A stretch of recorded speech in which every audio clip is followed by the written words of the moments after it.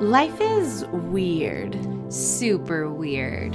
So, what did we decide to do with our fascination for the strange and unusual? We made a podcast about it. This is Weirdify. Now, let's get weird. Are we recording? We've been recording. Oh, great. Welcome to Weirdify. Welcome to Weirdify. I'm Haley.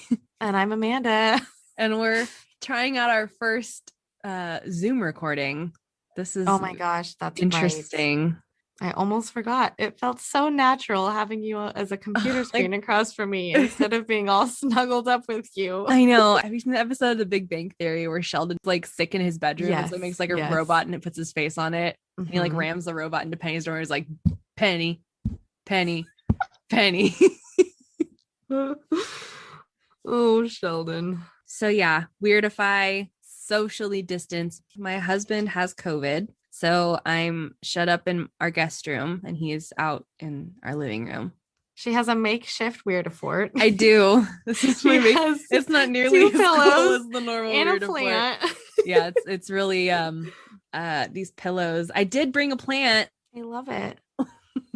It's not as grand as the ones that I can see from your side. So. Oh, well. And you do. You have like this she's pretty grand. You have this epic pink glow. I don't know. It looks so much more magical than my bed full of laundry. Because this room was designed for this that's true. This was just haphazardly thrown together to try to make this shiz happen. It is basically the whole entire podcast. I wish I had propped you up a little higher so you at least looked at eye level, but it's okay. Oh, you can just look down at me. Look down upon me. Okay, so this week we are covering weird fetishes, turn-ons, kinks, certain things that tickle people's fancy. Yeah. Tickling. Ooh, tickering. Oh, and I just want to say, sorry, just before you get into yours, no, go for it. We are not judging. We are coming at this from the place of the most unbelievable love and understanding. Like, we are not trying to come at anybody. Yeah. Again, like, we are just fascinated by this, and it's nothing like offensive at all. Like, I just want to like put that out there. Like, we're not trying to hurt anybody's feelings. We're just coming at this out of a place of like curiosity or interest, you know? Right. And if we get any information wrong or we mix up any facts or I don't know, things just don't sound right and you want to set us straight, please do it in a nice way, but please write in. Like we say, like if you have any other information about the topics that we're covering, please, we want to educate ourselves further so that we are being respectful and you know, we want to be corrected if we need to be, because you know that's the only way we're going to learn more. So because we're not perfect. We're not. No, we're not. We are so far from perfect. It's not even funny. Help us. Thank you. And thanks for tuning in again, guys. Seriously, you guys keep tuning in from like all over the place and it's just crazy and we're just so blown away and we're just wow. Thank you guys. Hi, hello. We'd love to hear from you, and let's dive into another fun episode. So yay. Yeah. So the topic that I am covering is plushophilia.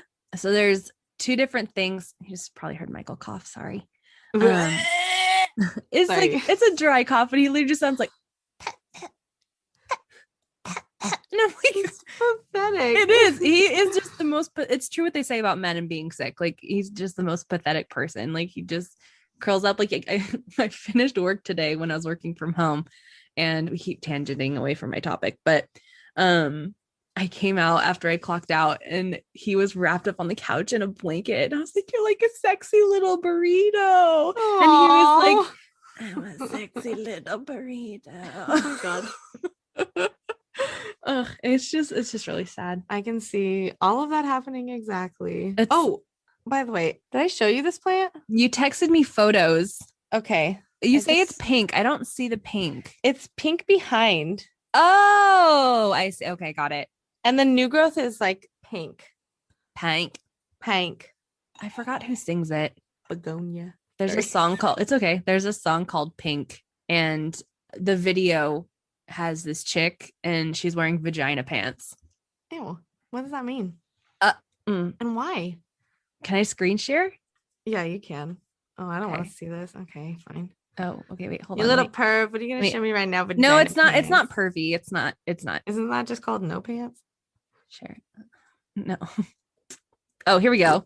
So this is her and like her background singers in her music video. Oh yes, you did show me this. You're Yeah, and she just has ridiculous.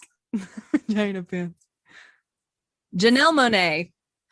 Oh, That's it's pink with a something. Y. That's why it didn't show up when I searched it. I'm so uncultured. You uncultured swine. Did you rub my lamp? Did Did you wake me up? Okay. Anyway, those are vagina pants. And No, now I've back literally. to our normally scheduled Oh yeah. program. Okay, I'm gonna stop sharing my thing. Okay. But why? We could talk about begonias some more and how beautiful they are. I know, but that's not what the people came to listen to.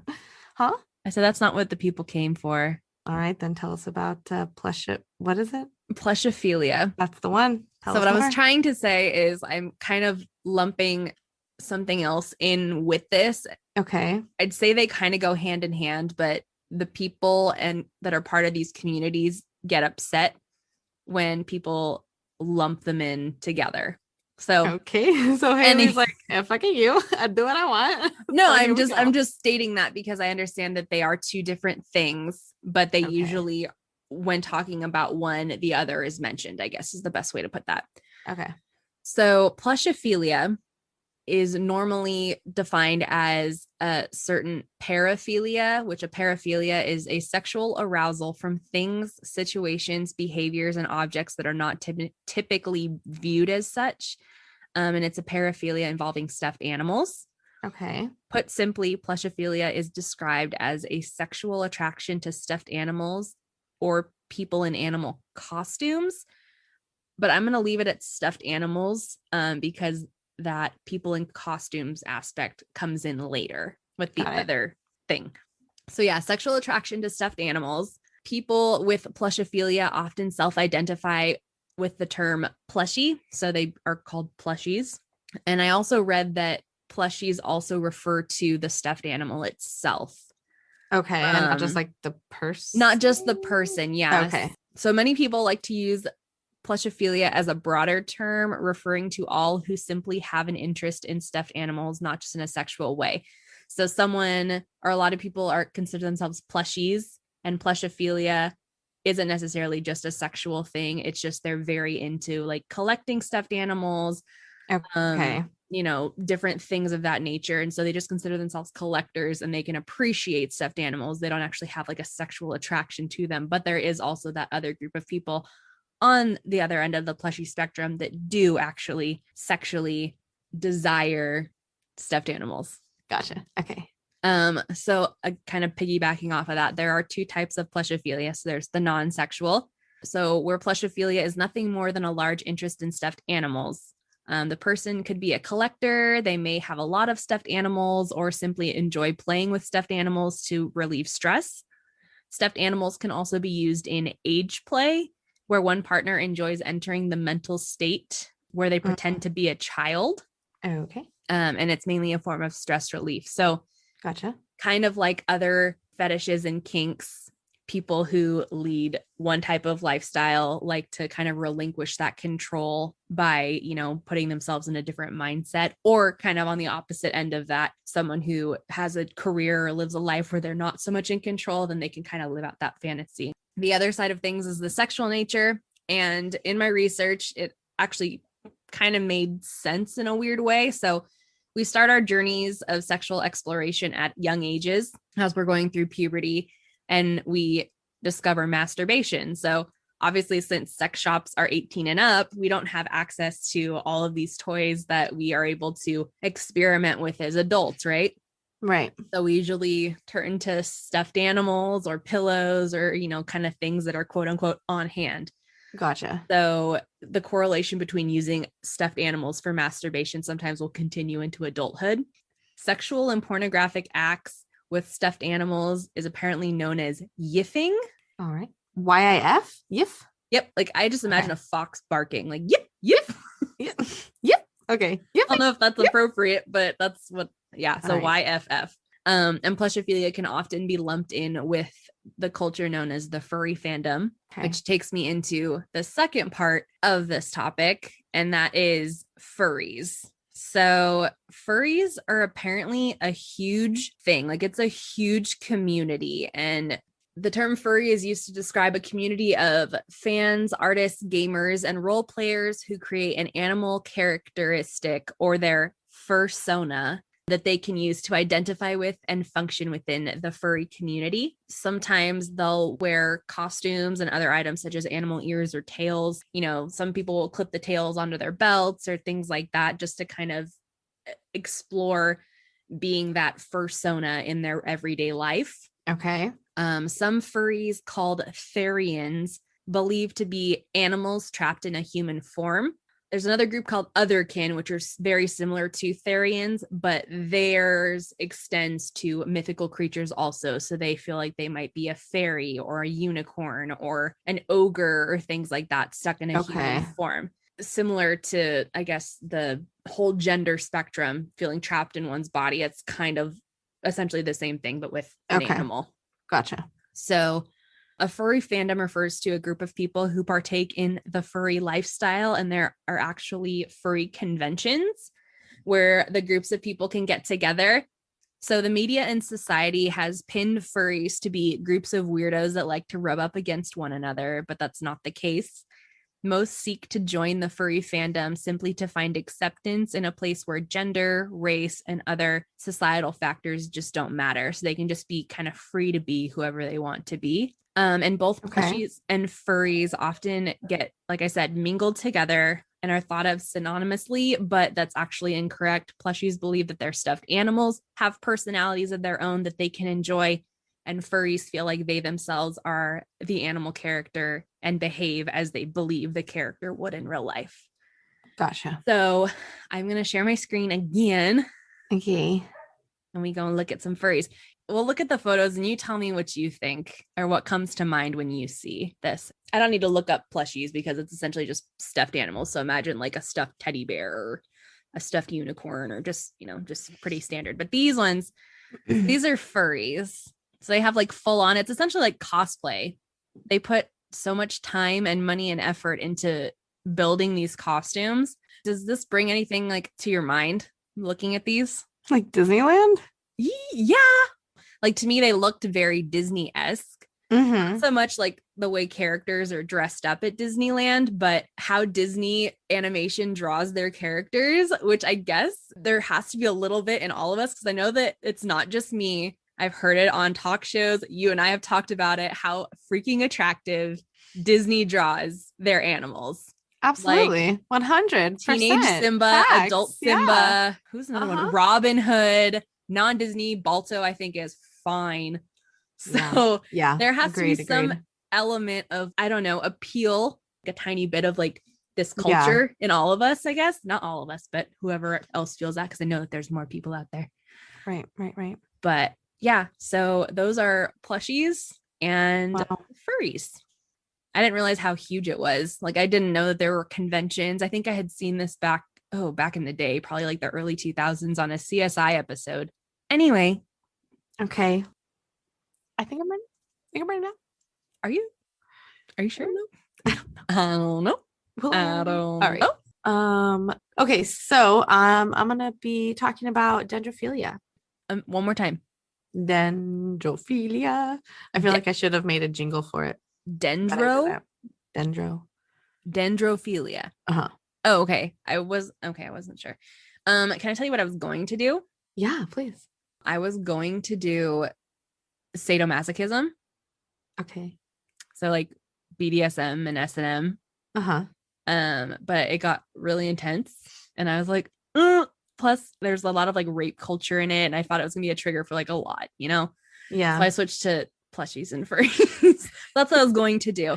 Side note, there is a really good show on Netflix. Michael and I just binge watched both seasons. It's called Bonding, and it's about this chick who's a dominatrix, and she loops her gay best friend into kind of the world of like underground dungeons in New York and stuff. And it's really good. Highly recommend. Ooh, anyway. Okay. All right. Dendrophilia. Yes. Or agorophilia, which translates to a love of trees. Though it can also be associated. Oh my gosh. What? There's tree hugging and then there's tree humping. Are we going to talk about tree humping? We're going to talk about all of it.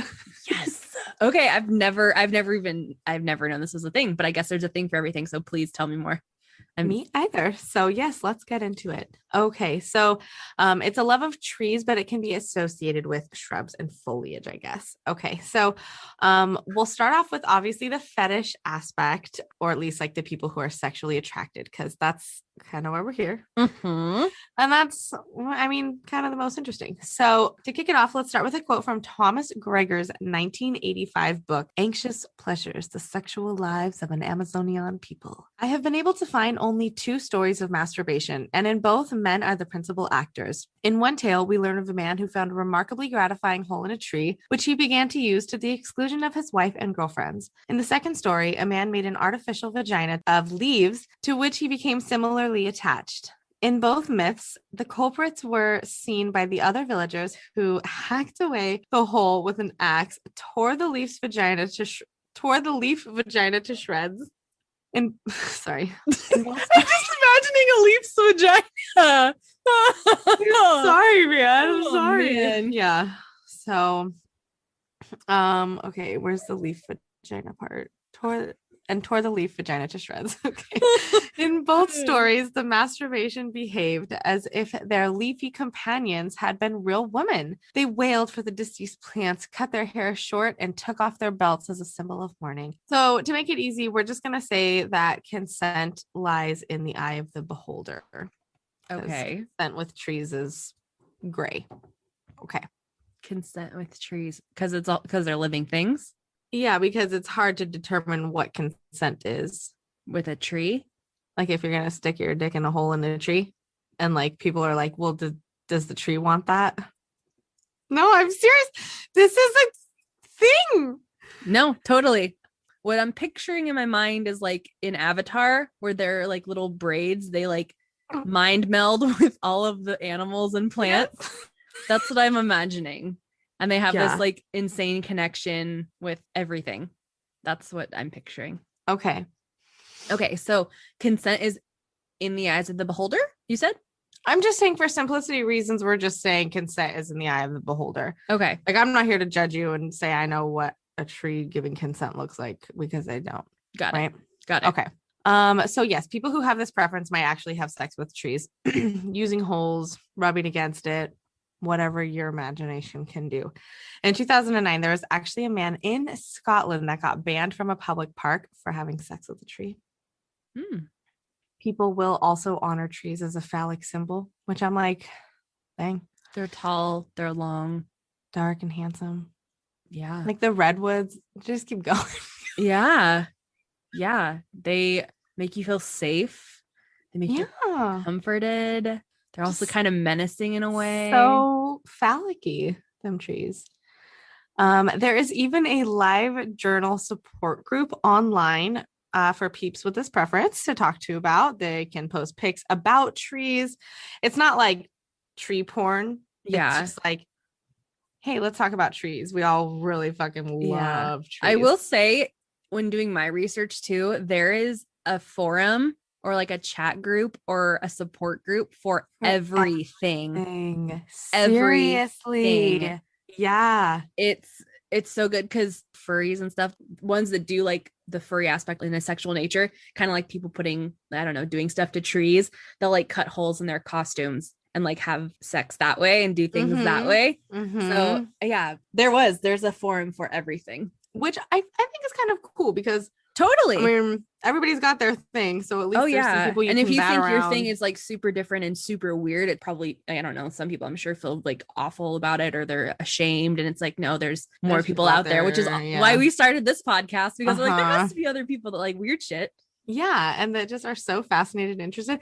You know, I will say this podcast has opened up so many more conversations than I ever would have had with people. Like people just open up about stuff.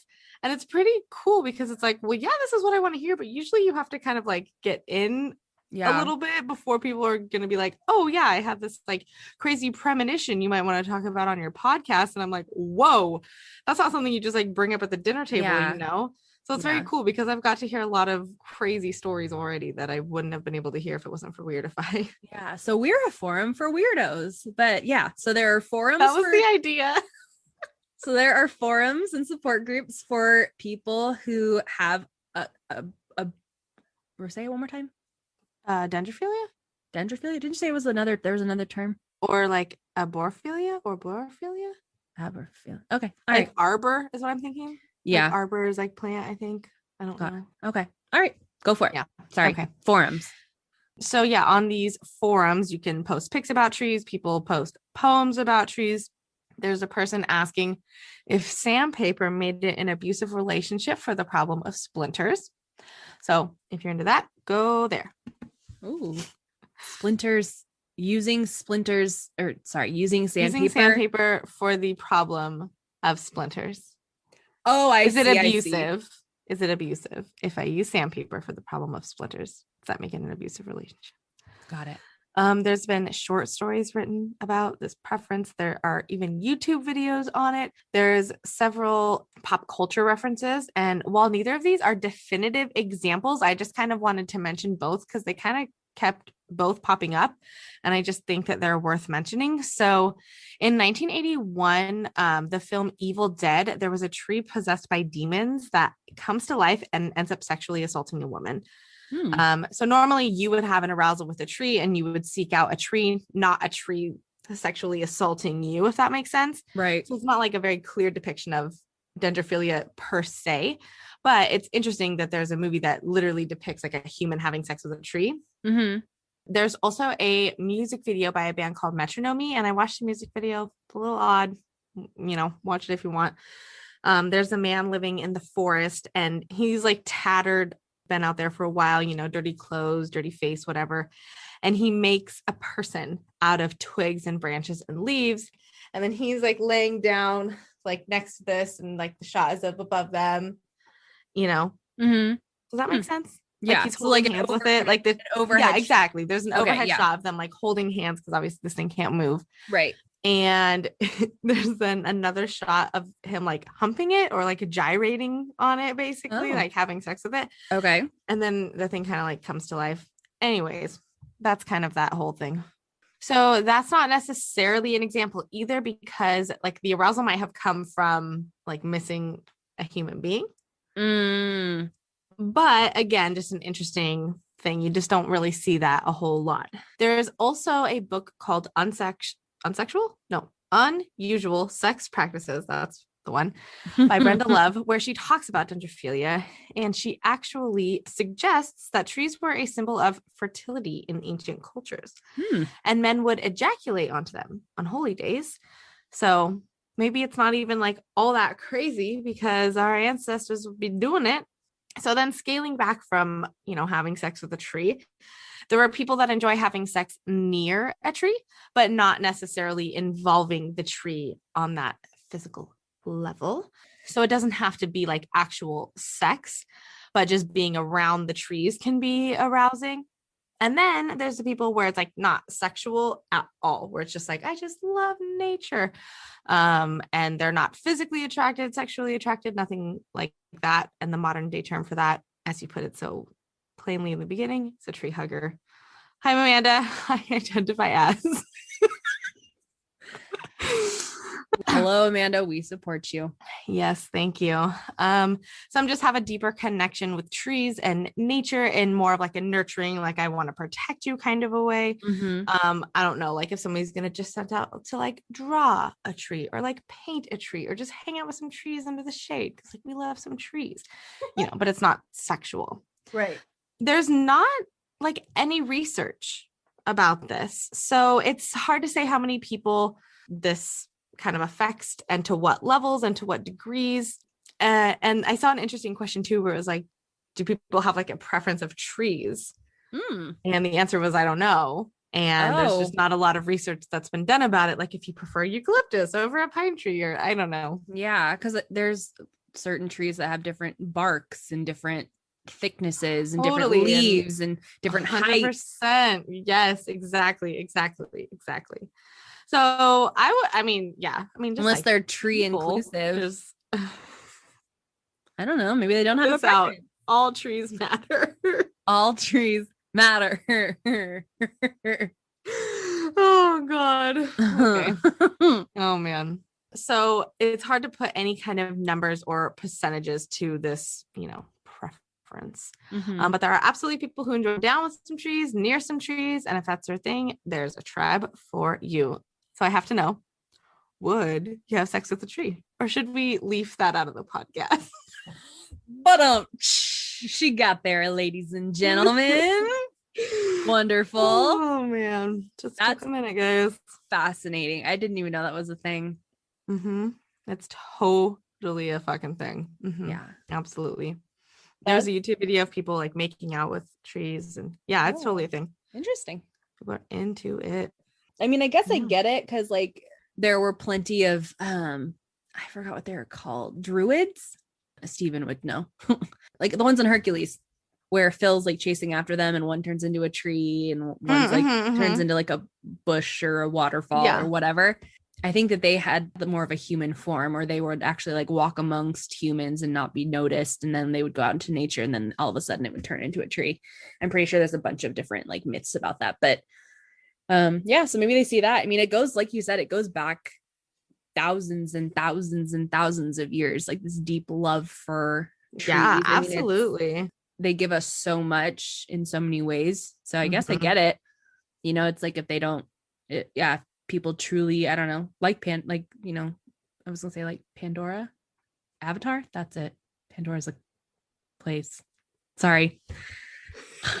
Like Avatar, they have this deep like connection with like how everything works, and trees were here first. So yes, they were. We weren't.